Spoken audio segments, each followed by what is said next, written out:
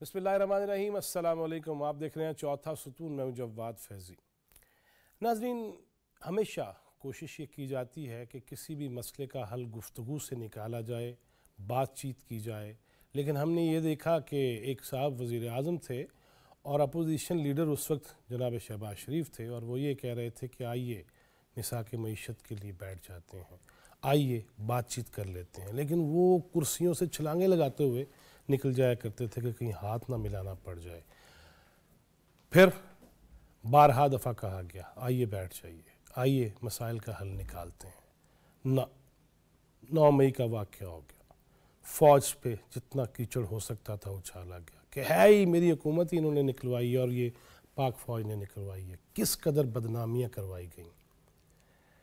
फिर शहदा भी न छोड़े गए। अब ये है कि जनाब मुसद्दिक मलिक वफाकी वज़ीर बराए पेट्रोलियम, उन्होंने आज वाज़े कर दिया कि बहुत दावतें दे दी, अब वक्त गुज़र चुका है। अब ये नहीं हो सकता कि आप इदारों को ना बख्शें, आप बल्कि एक और ज्वेलरी सेट का आज रेफरेंस दायर हो गया तोशा खाना में कि आप बाहर से चीज़ें लें, हमें कहें चोर, लुटेरे और डाकू, और ख़ुद हर वो काम करें। नहीं हुन नहीं, बस काफ़ी है, इनफ इज़ इनफ। एक तो उनका ये कहना था। दूसरा, हमने ये देखा कि बहुत तनकीद होती थी, लेकिन हमने ये भी देख लिया कि लेफ्टिनेंट जनरल रिटायर्ड फैज़ हमीद को गिरफ़्तार किया गया, मज़ीद लोगों की गिरफ़्तारियाँ हैं, सब कुछ हम अपनी आँखों से देख रहे हैं। लिहाजा अगर ये हो सकता है तो बस फिर एहतसाब सबका, क्योंकि एहतसाबी अमल ही है जो मुल्क को सियासी मुआशी इस्तेहकाम देगा और इस निज़ाम की शफाफियत का ज़ामिन बनेगा। अगर ये नहीं होता, उठा ले पकड़ लें, उठा ना लें पकड़ लें, साफ़ियों को भी पकड़ लें जिन पे कोई इल्ज़ाम है किसी भी साजिश का या करप्शन का, फॉर श्योर।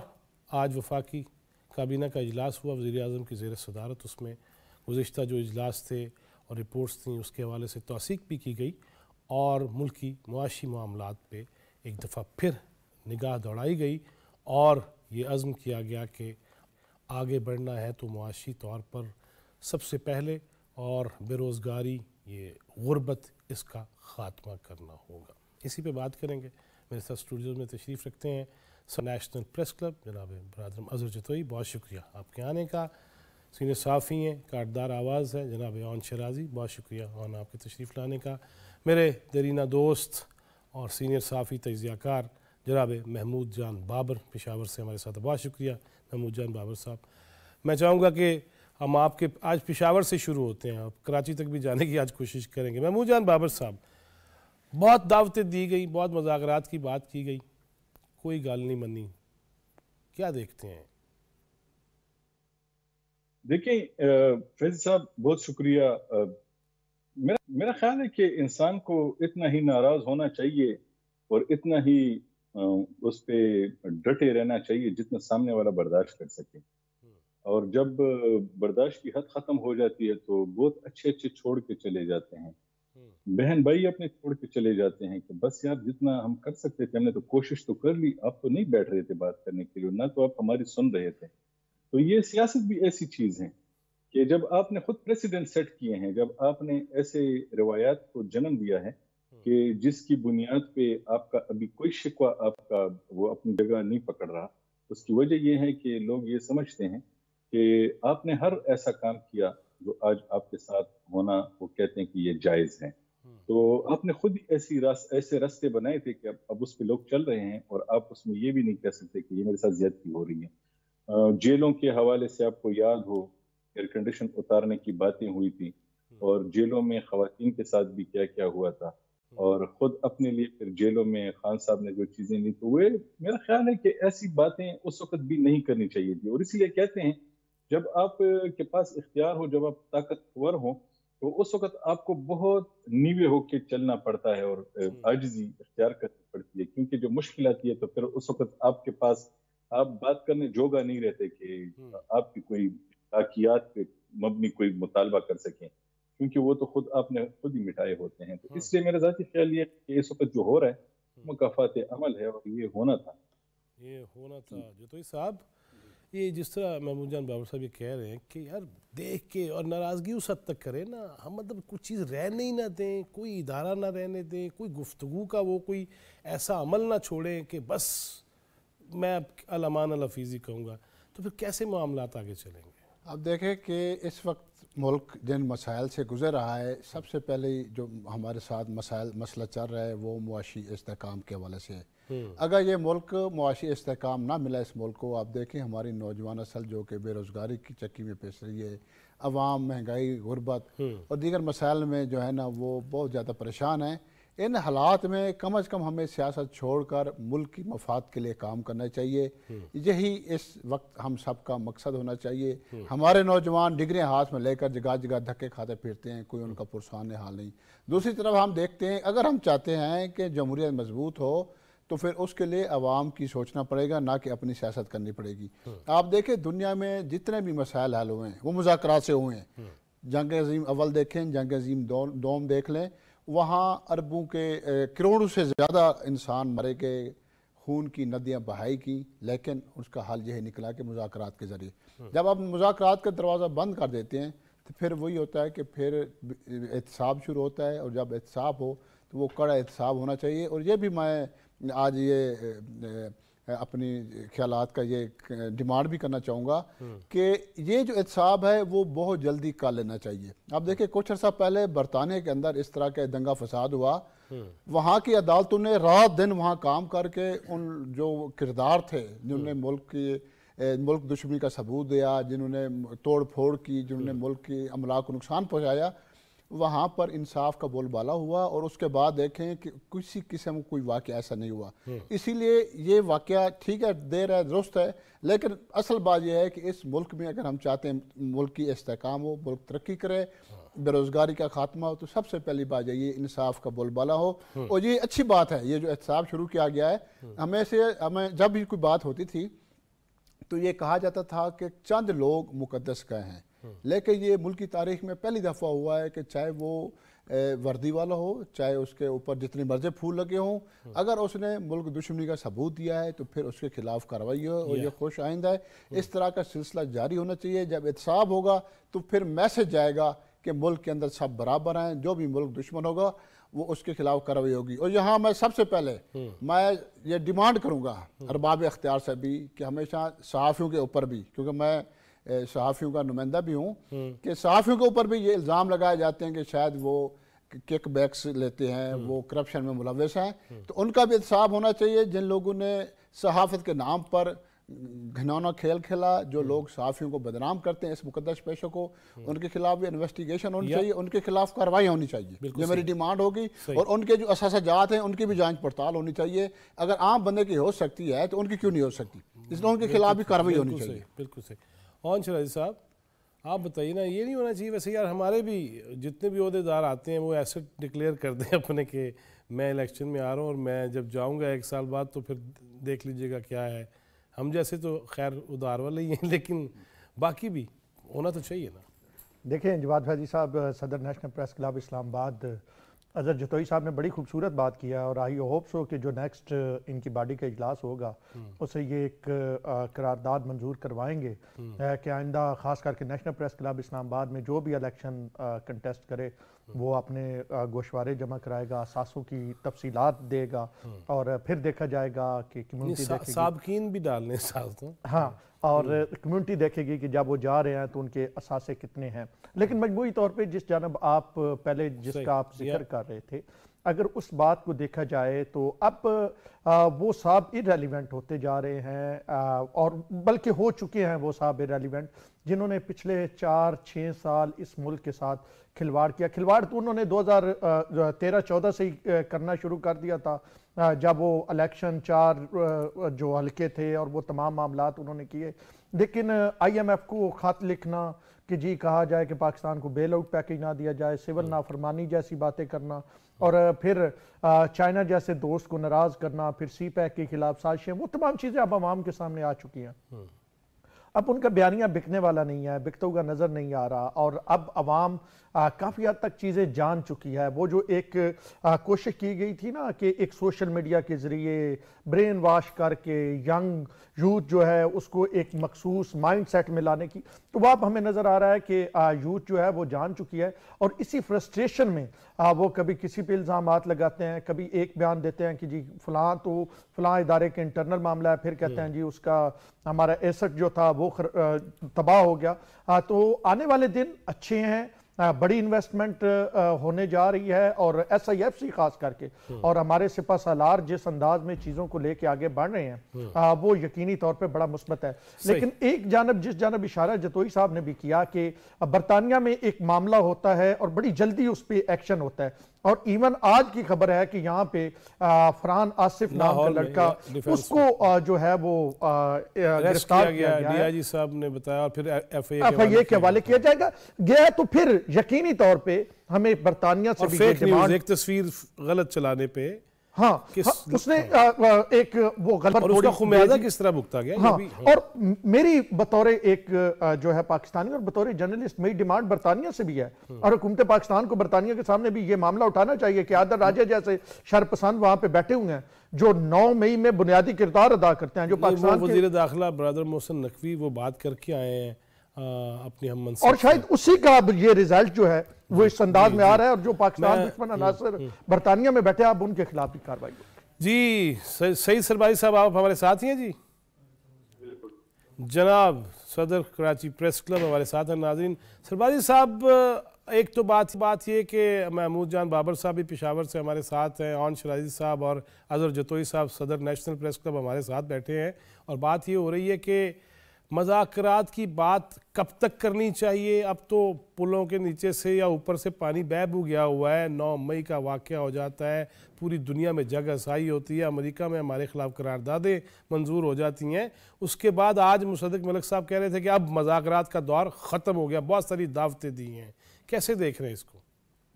جی دیکھیں، میں سمجھتا ہوں کہ جس طرح آپ نے بات کی، اگر یہ کسی سویلائز سوسائٹی میں جو آپ نے باتیں کی، اس سویلائز سوسائٹی میں یہ ساری اگر چیزیں پاکستان میں ہوں، جیسے کہ آپ نے کہا کہ ڈیبیٹ ہونی چاہیے، بالکل ڈیبیٹ ہونی چاہیے، مذاکرات بھی ہونے چاہیے، لیکن مذاکرات کا جو ہے ان لوگوں سے ہونے چاہیے جو واقعی اپنی غلطیاں تسلیم کریں، اور وہ واقعی ماضی کے اندر جو غلطیاں ان سے ہوئی ہیں اور وہ ان کو نہ دہرائیں۔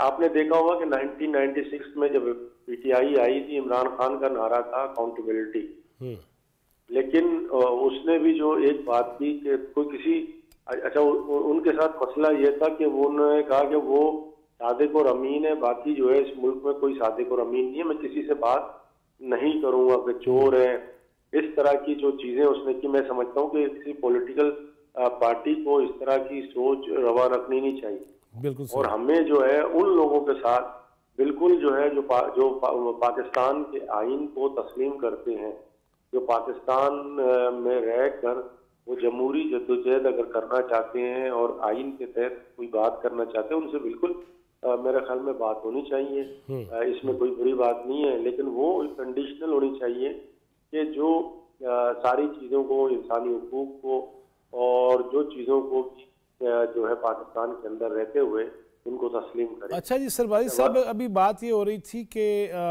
احتساب ڈیفینیٹلی اس کا عمل جاری رہنا چاہیے، تبھی استحکام آئے گا، تبھی جو سکم ہے وہ دور ہوں گے۔ یہاں یہ بھی بات آئی ہے کہ جرنلسٹ پہ بھی بڑے الزام لگتے ہیں جی، طرح طرح کے، اور ہم نے دیکھا بہت سارے ایسے لوگ بھی جو سائیکل پہ آئے اور آج وہ ہمارے اوپر دھول اڑاتے ہوئے جاتے ہیں۔ تو ایشو یہ ہے کہ احتساب تو پھر ہر ایک کا ہونا چاہیے نا، خاص جرنلسٹ ہی کیوں نہ ہو۔ نہیں بالکل، کیونکہ دیکھیں اس سوسائٹی میں ہر ادارہ اس وقت جو ہے وہ اس کا مطلب کولیپس ہونے کی صورت ہے، اس میں ظاہر ہے جرنلسٹ بھی اس سوسائٹی کا حصہ ہے، اس میں وہ بری الذمہ تو نہیں ہے۔ اب دیکھیں آپ نے جو باتیں کی، میں نے دیکھا کہ آپ نے نیشنل پریس کلب کے حوالے سے بات کی کہ بھائی آپ کو بھی جو ہے اکاؤنٹیبل ہونا چاہیے، اثاثے وغیرہ۔ الحمدللہ میں آپ کو ایک بات بتاؤں، کراچی پریس کلب میں ہم جو ہے نا، دیکھیں ہمارا جو امتیاز ہے وہ یہ ہے کہ ہم کراچی کے اندر جو ہے جو آئین ہمارے بزرگوں نے ہمیں بنا کے دیا ہے پریس کلب کا، جو کانسٹیٹیوشن آئین ہے جس میں ہمیں پابند کیا گیا ہے کہ ہم جرنلسٹ پروفیشن کے علاوہ کوئی اور دھندا نہیں کر سکتے ہیں. اگر ہمارا گزر بسر، ہمارا کچن صرف اور صرف جرنلسٹ پروفیشن سے وابستہ ہو. اور ابھی جب میں آپ سے بات کر رہا ہوں، ہم نے ایک ہائی لیول اسکروٹنی کمیٹی بنائی ہے جو یہ ساری چیزوں کو دیکھ رہی ہے، اور جن میں سرکاری ملازم ہوں یا اس کے خلاف کسی کے خلاف کوئی جو الزام ہے، جس طرح سے آپ نے کہا کرپشن ہے، پیسے کما رہے ہیں، اگر کوئی بھی ہمیں کوئی کسی ادارے کی طرف سے یا کسی انڈیویجول کی طرف سے کوئی بھی بات پتہ چلتی ہے اور وہ ہمیں لکھ کے دیتے ہیں، تو ہم اپنے ممبر کے خلاف بالکل جو ہے ہم جو ہے کارروائی کرتے ہیں، ایکشن لیتے ہیں. اور ہم جو ہے پھر اور یہ واحد میں سمجھتا ہوں کراچی پریس کلب جو ہے اس کی بنیادی وجہ ہے. دیکھیں بنیادی وجہ یہ کہ اگر پاکستان کے اندر ایک آئین مروجہ آئین ہے، اس آئین کے تحت اگر آپ جائیں گے تو میں نہیں سمجھتا ہوں کہ کوئی مشکلات آپ کو پیش آئیں گی. اسی طرح جو ہے ہم کراچی پریس کلب میں الحمدللہ آئین پہ اب تک ہم عمل کرتے ہوئے آئے، اور اسی لیے ہمارے اندر کوئی بگاڑ ہوگا اتنا، لیکن اتنا نہیں ہے جتنا ہم اس کو، کیونکہ ہمارے یہاں اکاؤنٹیبلٹی کا یا پتہ چل جائے تو آنکھیں بند نہیں کی جاتی. بہت شکریہ جناب سید سربازی، بہت شکریہ. ناظرین مجھے یہاں پہ ایک لینا ہے، بریک کے بعد واپس آتے ہیں، مزید باتیں کرتے ہیں، ہمارے ساتھ ہی رہیے گا.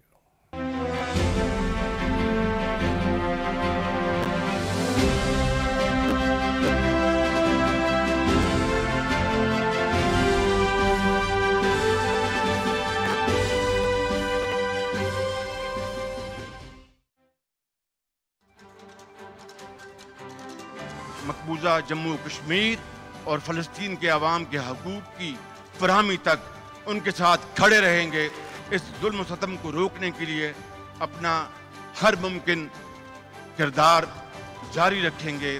میں دن رات مہنگائی میں کمی کے لیے، بجلی کی قیمت کو کم کرنے کے لیے، پاکستان کی معیشت کو ابھارنے کے لیے، پاکستان کو ترقی دلوانے کے لیے میں اپنی جان لڑا دوں گا. باقی اللہ تعالیٰ کے ہاتھ میں ہے، اگر ہوگا تو وہ انشاءاللہ یہ ضرور ہوگا.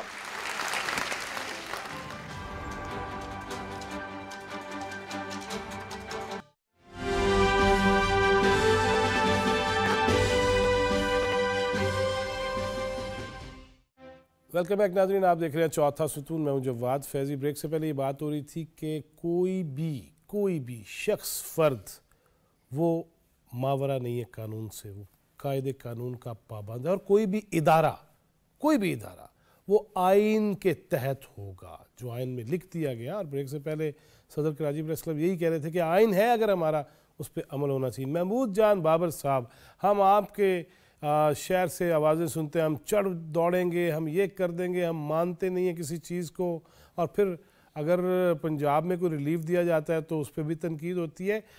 کیا بہتر نہیں ہے محمود بھائی کہ سب صوبوں میں جس کی حکومت ہے وہ ملک کی مسائل حل کرنے کے لیے ایک مسابقتی دوڑ میں شامل ہو جائیں، نہ کہ ایک دوسرے کو نیچا دکھانے کے لیے؟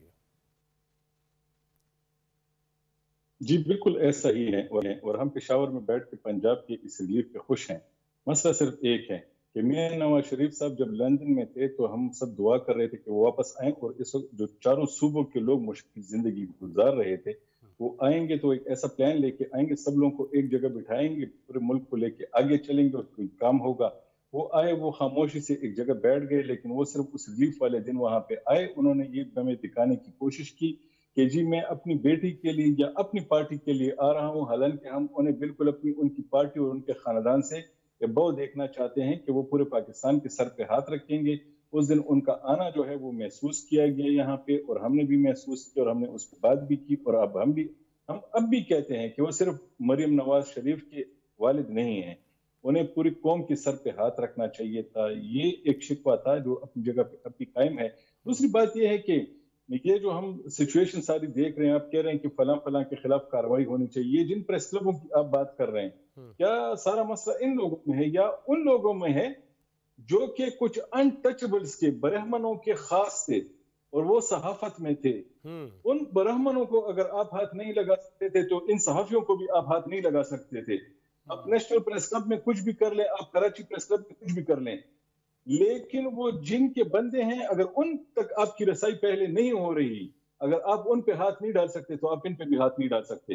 یہ صحافت جو ہے نا, یہ کچھ لوگ صرف ایک نام کے طور پہ استعمال کر رہے ہیں, اپنی کمائی کے لیے استعمال کر رہے ہیں اور ہمارے پیشے کو استعمال کر رہے ہیں. ہمیں انہوں نے فاٹا بنایا ہوا ہے. فاٹا کیا تھا؟ شہری علاقوں میں بندہ قتل کرتا تھا, فاٹا میں بھاگ جاتا تھا, وہاں پہ وہ گرفتار نہیں ہو سکتا تھا. یہ لوگ باہر جرائم کرتے ہیں, جیسے پکڑے جاتے ہیں پھر صحافت کی چھتری تلے آ جاتے ہیں. ان لوگوں پہ پہلے ہاتھ ڈالنا پڑے گا. کراچی پریس کلب کے ممبران بھی بڑے اچھے لوگ ہیں, نیشنل پریس کلب کے ممبران بھی اچھے لوگ ہیں.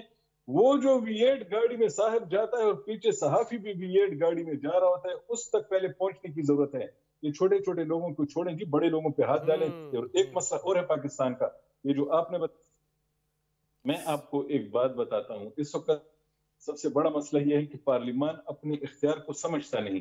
اس نے اپنا اختیار اپنے پاس لیا نہیں, کیونکہ سیاستدان میں اعتماد کا فقدان ہے. تو اس لیے اداروں کو یہ موقع ملا کہ وہ آپس میں ایک دوسرے کے ساتھ لڑیں. اور وہ جو امریکہ میں وہاں پہ کیپٹل ہل پہ جو لوگوں نے چڑھائی کی تو ان کو سزا تو ہوئی, لیکن پاکستان میں کسی کو بھی سزا اس لیے نہیں ہو رہی کیونکہ لوگ ایک دوسرے کے پیچھے چھپ جاتے ہیں. ایک ادارہ کچھ لوگ کے پیچھے کھڑا ہے, دوسرا ادارہ کچھ لوگ کے پیچھے کھڑا ہے.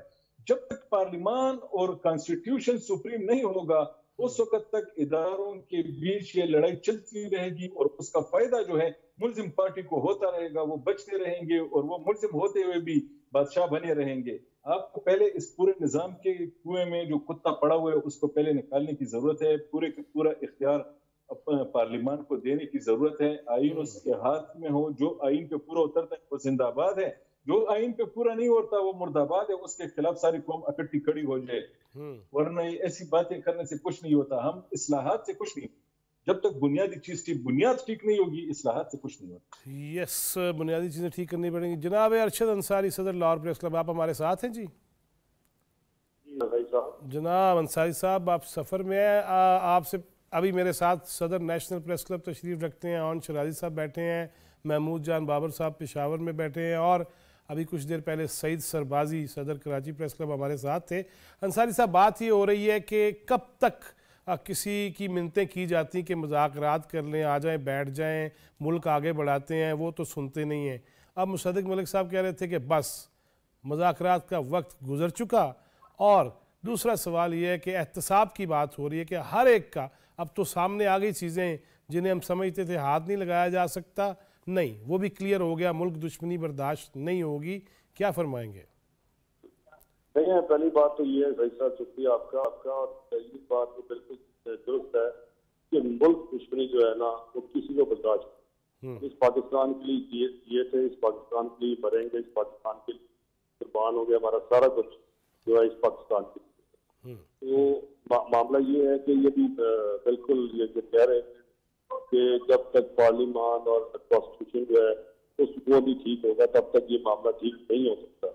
تو پارلیمان میں بیٹھنے والے لوگوں کو بالکل یہ پتا ہے پارلیمنٹ ہے کیا, اس کی اختیارات کیا ہیں, آئین میں کیا ہے, آئین کیا کہتا ہے. جو لوگ آتے ہیں تو میرا خیال ہے زیادہ تعداد پڑھتے نہیں, لوگ پڑھنا چاہیے.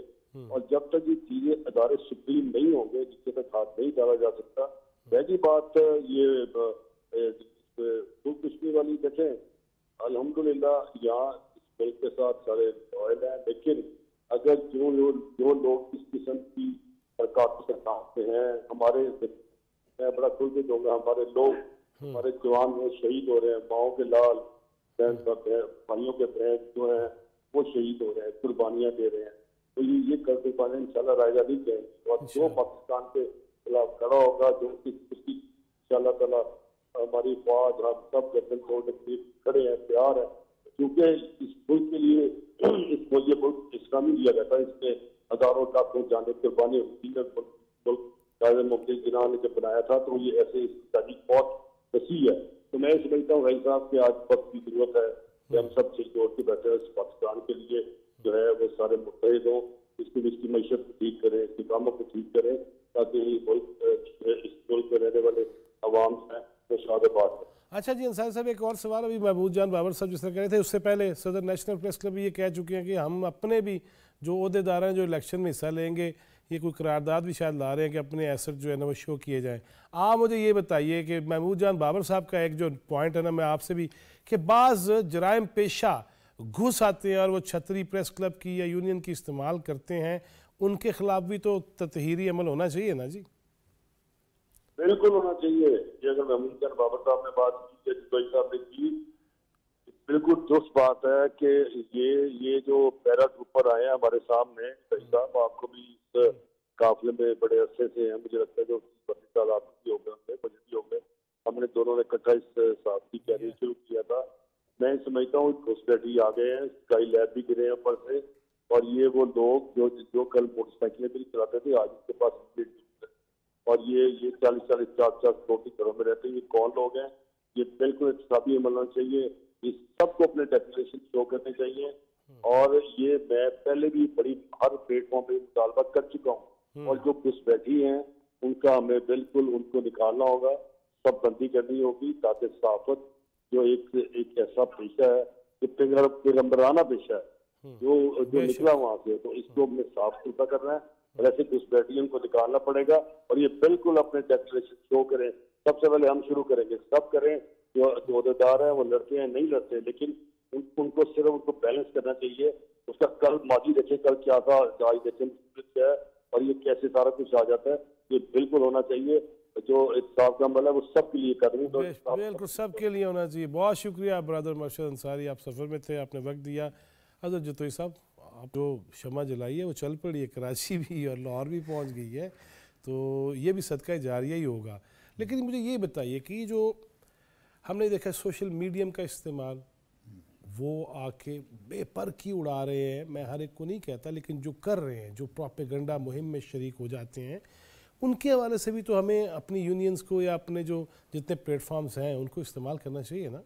जी बिल्कुल, आपकी बात दुरुस्त है। देखिए फैज़ी साहब के आजकल जितने भी लोग सोशल मीडिया पर लगे हुए हैं, पहले नंबर पर तो नेशनल प्रेस क्लब समेत पाकिस्तान के किसी प्रेस क्लब ने अभी तक ऐसे लोगों को मेंबरशिप नहीं दी, क्योंकि उसके लिए एक क्राइटेरिया है, उनको जो एथिक्स हैं जर्नलिज्म के, उसके तहत अगर होगा तो फिर हम देखेंगे उसके ऊपर गौर हो रहा है। इस पर डिबेट्स भी चल रहे हैं मुख्तलिफ। अब मैं आपको एक छोटी सी मिसाल दूँ कि इस वक्त सोशल मीडिया के ऊपर जो कुछ चल रहा है, तो जो कुछ लोग चलाने वाले हैं वो कोई जर्नलिस्ट नहीं है, जर्नलिस्टों को उल्टा वो बदनाम कर रहे हैं। जर्नलिस्ट भी उधर चले जाएँ, उनका क्या करना फिर? हाँ जी, तो एक मैं आपको छोटी सी मिसाल दे रहा हूँ कि इस्लामाबाद में अभी पुलिस की भर्तियाँ हो रही थी, तो पुलिस की भर्तियों में सोशल मीडिया पर बड़ा चला कि एक जूता सा था, चप्पल में एक लड़का भागा, वो सबसे आगे निकल गया।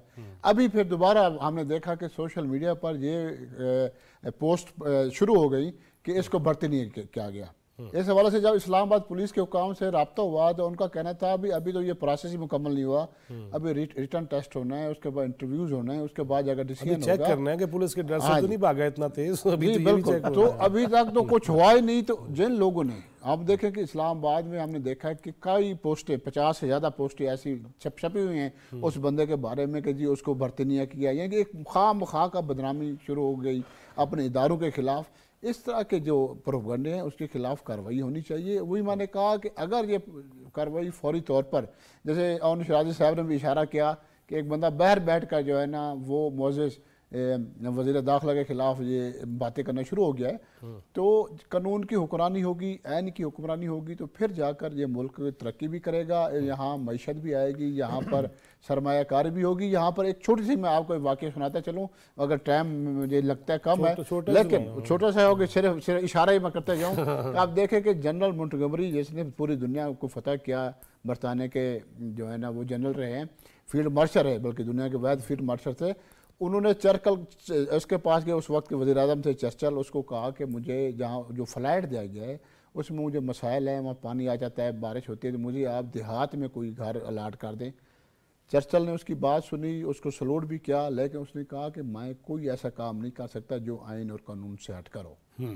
आपने काम किया, उसको आपको पे किया गया है हर चीज़ का, और अभी भी आपको कौम के पैसों से पे किया जा रहा है, आपको फ्लैट दिया गया है, आपको रिहाइश दी गई है, इसीलिए ऐसा कोई काम नहीं कर सकता मैं जिससे कौम और قوم کا پیسہ تم پر خرچ ہو. اگر یہی چیز اس ملک میں لاگو کی جائے آئین اور قانون کے تحت کام ہو تو میرا نہیں خیال کہ پاکستان کے اندر جو ہے نا کوئی ترقی نہ ہو سکے. لیکن افسوسناک بات, صرف ایک آخری بات, افسوسناک ہمیں بات نظر آتی ہے. ایک طرف سے ہم کہتے ہیں کہ ہمارے پاس تنخواہیں دینے کے پیسے نہیں ہیں, ہمارے پاس بے روزگاری بہت بڑھتی جا رہی ہے, ملک کے اندر غربت ہے, افلاس ہے. دوسری طرف ہم دیکھتے ہیں کہ سب سے پہلے ہمارے سیاستدانوں کو, سب سے پہلے ہمارے حکمرانوں کو بھی چاہیے ہوگا کہ وہ کفایت شعاری کی مہم چلائیں, کفایت شعاری پہ عمل کریں, پارلیمنٹ کے اندر بھی جو اضافی اخراجات ہیں کم کیے جائیں, اس کے بعد قوم بھی ان کے ساتھ کھڑی ہو. نو ڈاؤٹ اباؤٹ اٹ, ہر طرف ہونے چاہیے. شرائع صاحب ابھی بات ہوئی فلیٹ کی اور وہ خلاف قانون نہیں, وہ ایک یہاں پہ ہماری بھی ایک شخصیت تھی جو کہتی تھی کہ میں پانیوں کی حفاظت کروں گا, ڈیمز کی. تو وہ سابق وزیر اعلیٰ ہے نا حفیظ الرحمان صاحب, حافظ حفیظ الرحمان صاحب جی بی کے, تو وہ چابی اب تک لے کے پھر رہے ہیں کیونکہ انہیں کہا گیا کہ مجھے بھی کوئی کوارٹر دے دیجیے گا. انہوں نے سچ مچ چلاس میں کوارٹر ڈھونڈ دیا اور چابی بھیج دی کہ آئیے جناب یہاں آ کے رہیں. پھر اس کے بعد نہ پانی رہے تو نہ وہ بندے رہے. آپ مجھے یہ بتائیے گا کہ ہم اگر اب چلیں اپنے سے شروع کر لیں, ویسے تو کافی تفصیلی بات ہو گئی ہے, اگر ہم اپنی خود احتسابی کریں گے تو تبھی کسی پہ ہدف تنقید چل سکے گا نا. اچھا فیضی صاحب, ایک دو چیزوں کو رسپانڈ پہلے کروں گا. ایک تو حکومت نے باقاعدہ طور پہ جو ہے اس عمل کا آغاز کر دیا ہے کہ کس انداز میں جو اخراجات کم کیے جائیں گے. اس کی سب سے بڑی مثال یہ ہے کہ پی ڈبلیو ڈی جیسا ادارہ جو ہے وہ ختم کیا گیا اور مزید ادارے ختم کیے جا رہے ہیں. پھر پارلیمنٹ ہاؤس کی جتوئی صاحب نے بات کی تو پارلیمنٹ ہاؤس سے 290 گریڈ 1 سے لے کے گریڈ 17 تک کے 290 جو سیٹیں ہیں وہ ختم کر دی گئی ہیں. ایاز صادق صاحب نے بڑا اچھا اقدام کیا. اس سے جو بچت ہے ایک سال کی وہ 56 کروڑ روپے ہوگی. اس کے ساتھ ساتھ بہت ساری ایسی سیٹیں جن پہ لوگ کام کر رہے تھے لیکن ان کی ضرورت نہیں تھی, ان کو بھی ریلیو کیا جا رہا ہے. تو حکومت کو پتہ ہے کہ اگر اخراجات کم نہیں ہوں گے تو سسٹم نہیں چلے گا. آج بھی وفاقی کابینہ کے اجلاس میں وزیر اعظم صاحب نے یہی کہا کہ ہم یہ اپنے سے شروع کریں. اچھا, محمود جان بابر صاحب فرما رہے تھے کہ جناب یہ نواز شریف صاحب نے صرف پنجاب کے لیے کیا ہے. 18ویں ترمیم کے بعد چیزیں بڑی مختلف ہو گئی ہیں. صوبے اپنے طور پہ فیصلے کر سکتے ہیں, صوبے بڑے بڑے فیصلے لے سکتے ہیں. اب وہاں پہ اگر پرویز خٹک رہے, پھر محمود خان رہے, اس کے بعد علی امین گنڈا پور رہے, تو کیا کے پی حکومت اپنے طور پہ لوگوں کو ریلیف دینے کا اعلان نہیں کر سکتی ہے؟ اگر گلہ کسی کا ہے تو وہ برداشت بھی کرنا چاہیے, اور اگر کوئی اس میں سے راہ نکل سکتی ہے اچھائی کی تو میرا خیال ہے سننے میں بھی حرج تو کوئی نہیں ہے. شاہد صاحب بھائی صاحب, پنجاب نے اپنے فنڈ سے یہ کیا ہے, مرکز کا کوئی فنڈ ہوتا تو پھر یہ بات تھی کہ مرکز نے پنجاب کو کیوں دیا. پنجاب نے جو 45 ارب ابتدائی طور پہ کہا ہے, بلکہ پنجاب نے صرف یہ ریلیف جو ہے وہ پنجاب کو نہیں دیا, مرکز کو بھی دیا. اسلام آباد میں کیا کے پی کے لوگ نہیں رہ رہے, اسلام آباد میں کیا سندھ کے بلوچستان کے لوگ نہیں رہ رہے, تو پنجاب تو اپنے ساتھ مرکز کو بھی ریلیف دے رہا ہے. اور یہ وہ پیسے ہیں جو پنجاب کی عوام ٹیکس کی صورت میں دے رہی ہے یا این ایف سی ایوارڈ کی صورت میں پنجاب کو مل رہا ہے. اسی طرح سندھ کو بھی این ایف سی ایوارڈ, اسی طرح بلوچستان اور کے پی سب کو مل رہا ہے. تو میرے خیال میں بجائے یہ جو پہلے آپ کہہ رہے تھے کہ آپس میں ایک دوڑ لگنی چاہیے کہ اگر پنجاب نے بجلی 14 روپے یونٹ سستی کرنے کا کہا ہے تو کے پی اعلان کرے جی ہم 16 روپے کریں گے. ویسے جان بھائی بنتا تو یہ بھی ہے کہ جتنے کنڈے ادھر ڈالے جاتے ہیں, جتنے بل نہیں دیے جاتے, اس پہ بھی تو بات کرنی چاہیے نا کہ بھئی ان پہ بھی تو ہاتھ پڑنا چاہیے. کیوں انیہ بات تو نہیں نا, بجلی چوری کرنا تو کوئی میرا خیال فیشن یا بہادری نہیں ہے. کس نے کہا ہے کہ ان پہ ہاتھ نہ ڈالیں؟ یہ تو ان لوگوں کے ساتھ بھی ظلم ہے جو کہ پشاور میں رہتے ہیں. آدھے پشاور سے اگر بل لیا جاتا ہے اور آگے سے نہیں لیا جاتا, یہ کس کا قصور ہے؟ وہ بل دینے والوں کا قصور ہے کیا؟ یہ سارا حکومت کچھ کیوں نہیں کر رہی؟ وہ تو حکومتوں کے تو آپ کے شہر میں جا کے وہ سٹک کے ساتھ جا کے فیڈر کھلوا دیتے ہیں یار, یہ کیا ہے پھر؟ یار میری بات سنیں, آپ کو بھی معلوم ہے ہمارا جو صوبہ ہے نا, وہ یہاں کے لوگوں نے بھی کسے دیا ہے اور کس نے پہلے لوگوں کے ساتھ کسی اور نے بھی کسے دیا ہے. یہ سارا معاملہ جو ہے یہ کوئی اس طرح آسان بات نہیں ہے, اس میں بہت ساری باتیں ہیں. آپ آئیں گے تو اسٹوڈیو میں بیٹھ کے پھر تفصیلی بات کریں گے, اس طرح آمنا سامنا نہیں ہو پا رہا ہے نا. حضرت جتوئی صاحب جو سکم رہ گئے ہیں, یہ وہ ٹھیک کہہ رہے ہیں کہ یار پکڑنا کسی نے تو ہے نا. اچھا جب پکڑنے پہ آتے ہیں تو پھر الزام لگتے ہیں, سمگلنگ روکنے پہ آتے ہیں تو ایک دم سے بلوچستان سے آواز آ جاتی ہے, اوئے ہوئے بڑا ظلم ہو گیا. جتوئی صاحب سب کو بیٹھ کے, جس طرح میں نے ابھی کہا ہے محمود جان بابر سے بھی, کہ سب بیٹھ نہیں رہے نا, وہی جو کہتے رہے آ جاؤ بہ جاؤ بہ جاؤ, نہیں انہیں بیجا کرا دیتی. آپ دیکھیں کہ اس وقت بجلی کی بھی ساتھ بات ہو رہی ہے کہ ایک رپورٹ ہے ایڈیٹر جنرل پاکستان کی 2021-22 کی, اس میں اس بات کی نشاندہی کی گئی تھی کہ 1 سال کے دوران 10 لاکھ یونٹ سے زیادہ بجلی چوری ہوئی ہے.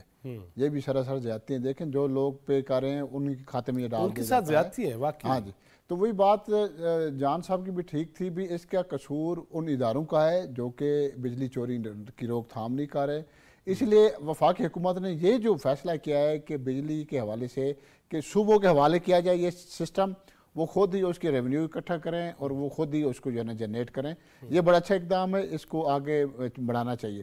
دوسری بات ہے جب ادارے مضبوط ہوں گی تو پھر پاکستان بھی مضبوط ہوگا. ہمیں ان اداروں کی مضبوطی کے لیے بھی کام کرنا ہوگا اور اس کے ساتھ ساتھ اس نظام کو دیکھیں. ہمارے جتنی جو نوجوان نسل ہے باہر بھاگنے کے چکروں میں کیوں ہے؟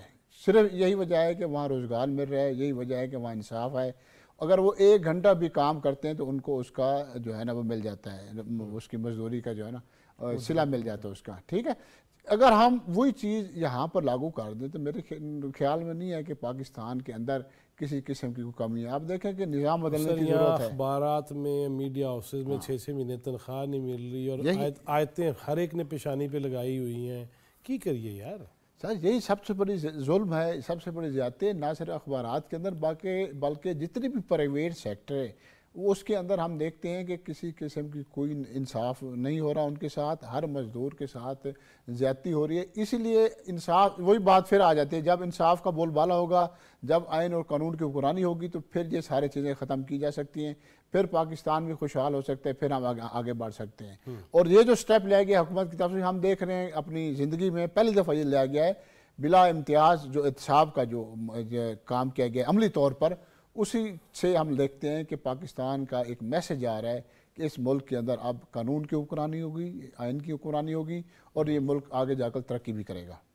دیکھیں جی عون شریف صاحب, علماء اور مشائخ کی کانفرنس کیوں نہ ہو, اس میں حافظ صاحب یہ فرما رہے ہیں کہ فسادی ان کا ساتھ معاملہ نہیں ہو سکتا, ان کو ختم کرنا ہوتا ہے فساد بپا کرنے والوں کو.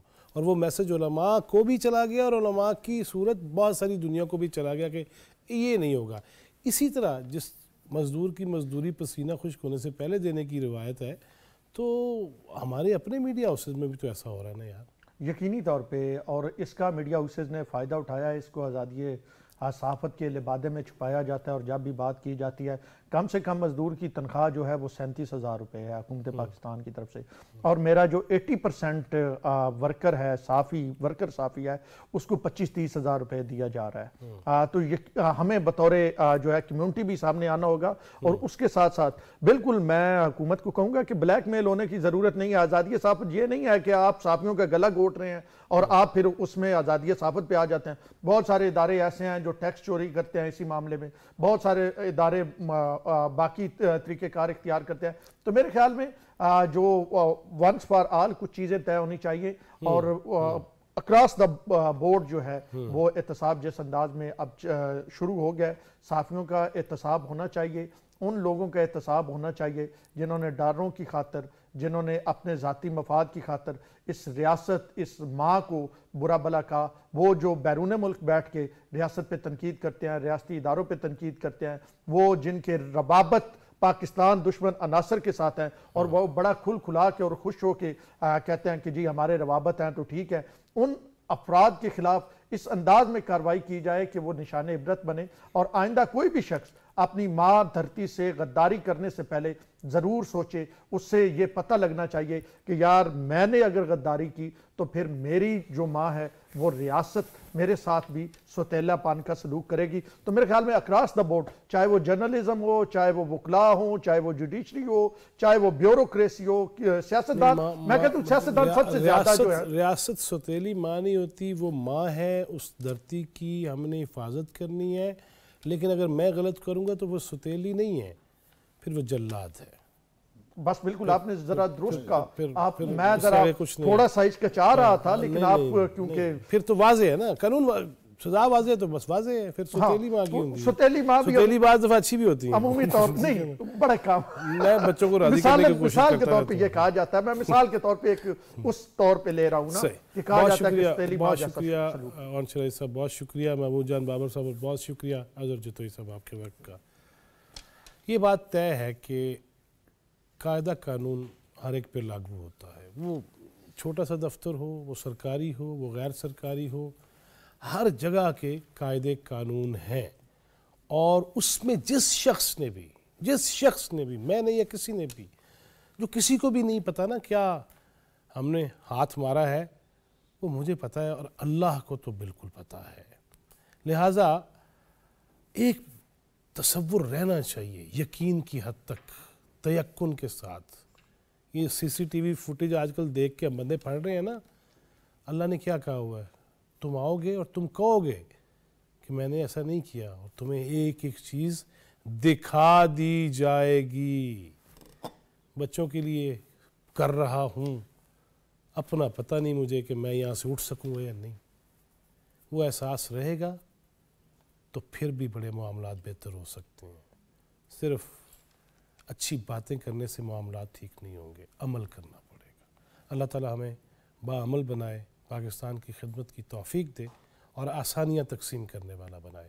جواد فیضی، چوتھا ستون ٹیم کو اجازت دیجیے. اللہ نگہبان.